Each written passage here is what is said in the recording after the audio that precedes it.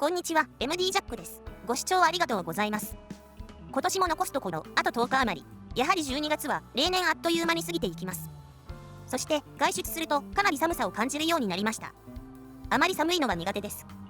さて、前回の動画 KZ-ASX に続き、今回は 10BA 片耳 5BA のフル BA モデル KZ-ASF のレビューです。実は ASX より先に ASF を入手していましたが、気になることもあって一度返品しました。新しいモデルを入手して最初にやることはピンクノイズを出力した周波数特性のデータ取りです。 ASX の時のように左右で大きな波形差はなかったのですが、広域の減衰が著しく、聞いた感じも今までの KZ 路線とは違いすぎて、これが不良品なのかチューニングの結果なのかが分からず、追加購入してみようかとも思いました。ですが、ダメ元で波形データを添付して返品交換が可能かどうか、ありの販売ページから販売業者にチャットで連絡したところ、気に入らなかったら返品してもらっていいですよと返送先も提示してくれました。あっさり返品に応じてくれたので拍子抜けしました。返金に関しては ASX の動画でお伝えした通り、販売業者によって対応が違うので、これはほんの一例です。送料100円台から返品できるようでしたが、30日以上かかると記載されていたので、国際 E パケットを使って送りました。680円でした。配送の追跡も可能です。不良品ではないかもしれないのに、返品して交換してくれるというのですから、新品を追加購入することに比べたらメリットしかなかったので、深センの税関で12日ぐらい足止めされましたが、輸送日数19日で到着。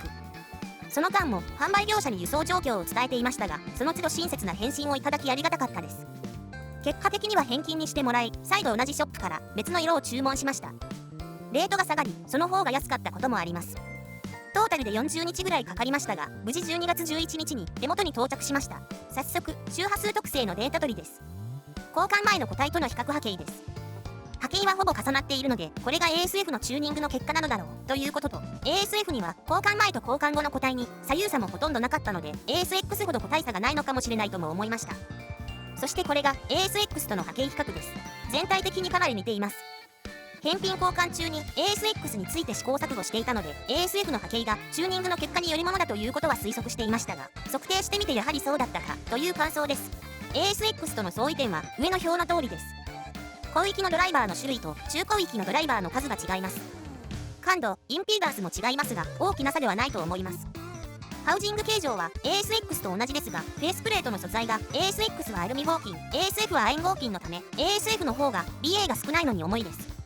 重さが装着感に若干影響しているようで、形状が同じなのに個人的には ASF の方が装着感がよく感じるのが不思議です。広域用のドライバー以外の種類の違いはありません。